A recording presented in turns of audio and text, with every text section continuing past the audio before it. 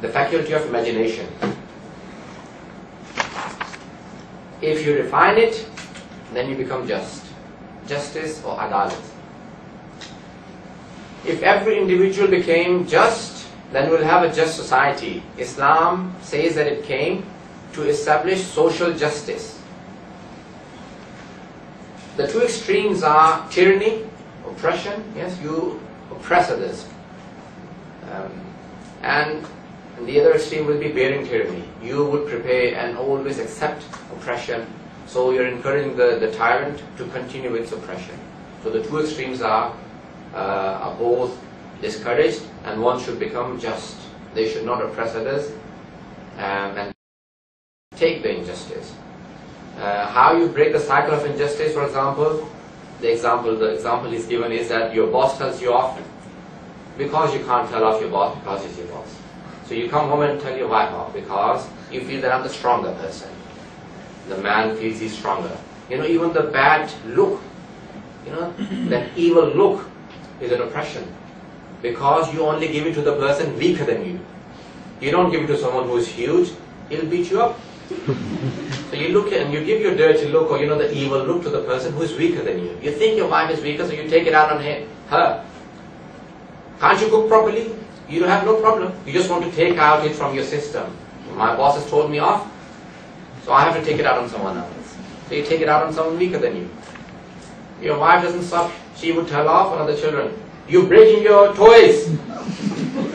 So the older child beats up the younger one. And the younger one just breaks the toys. Because you see, one of them did not give up their cycle. One of them should have stopped. It should have been one of them saying, I will not take it out on others. So control would mean justice. And taking it out on others would mean oppression. Oppression doesn't mean that you become Saddam Hussein. That's the extreme, the highest level of oppression. Oppression exists in everyone's life. We oppress each other. So the oppression may be different in life. I hope I did not waste your time. If I did, you would all forgive me for it. Thank you. Thank you for listening.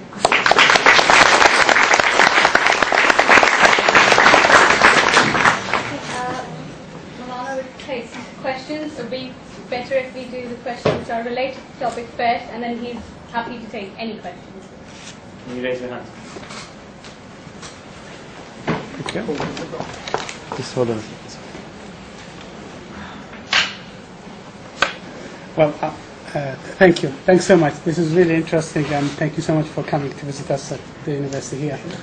I have 30 questions, but I'm going to ask only 3 briefly, and I need to come to talk to you.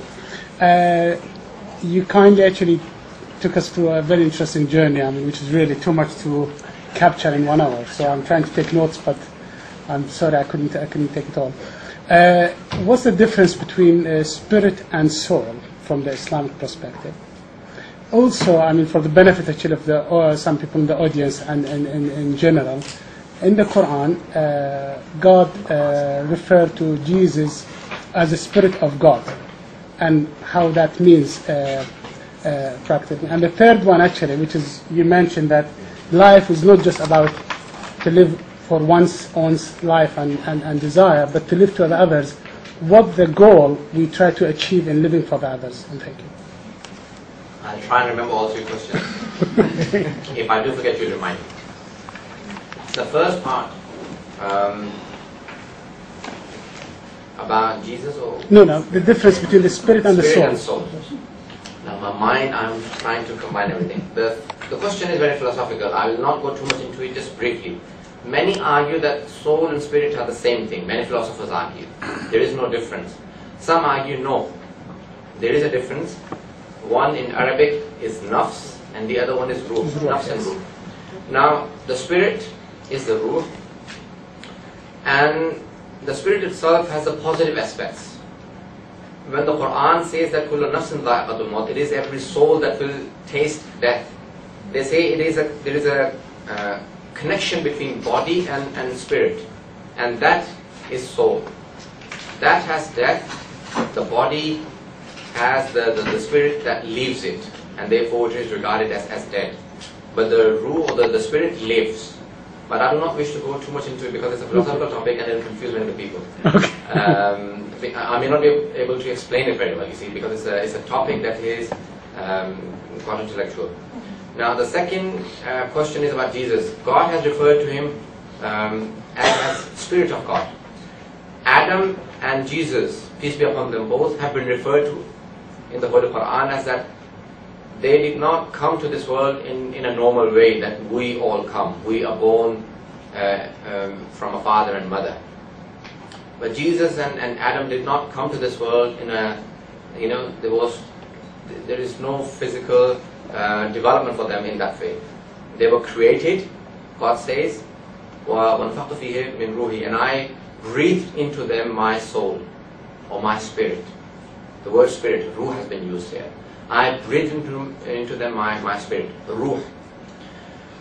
Now, again, because they have not gone through that development of like other people, they both have a miraculous life. More so in the sense that about Jesus, because he simply developed in the womb of a mother, but Adam did not even go through any of that. He was created and God breathed into him his spirit. What does it mean when the infallible was asked, what does it mean, Spirit of God? Did something come out of God and go into Adam or Jesus? He said, no, just like the house of God, God doesn't live in it. Spirit of God, meaning the ruh or the spirit, was related and connected to God, not that it came out of God. But physically, what does it mean? Physically, it is a spirit which is holier than all other spirits. So it is Ruh Qudus, the Holy Spirit. The words about Jesus are different, and likewise like Adam. So it doesn't mean that a spirit came out of God, but it is not like normal people. But is it not the power of God? It is the power of God in one way. But how is it? I think once we come out of the material world and go into the spiritual world in the hereafter, we'll understand it then. Okay. Because it's a spiritual side. So, and the last part. And the last one actually yes, then. we should try and live for others. How can we achieve that? No, actually, what will the goal to achieve in living for the others? Yes. What is the goal to be achieved in living a life for others? What is the goal? Because God says you try and live for me, and He is not you. So the ultimate goal is God Himself, and not others, but others who serve God, even if they don't serve God because they are creation of God.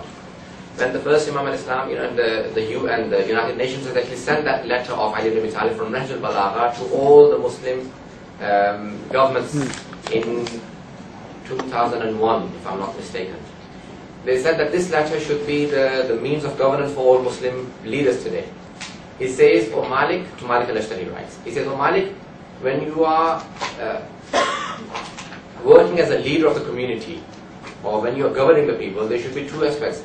All of the people there, either they share humanity with you, or they share your religion with you. If they don't share your religion, then you cannot implement and enforce your religion onto them, but they still share humanity. So at least live the standards of humanity with them. So that should be the ultimate aim and goal.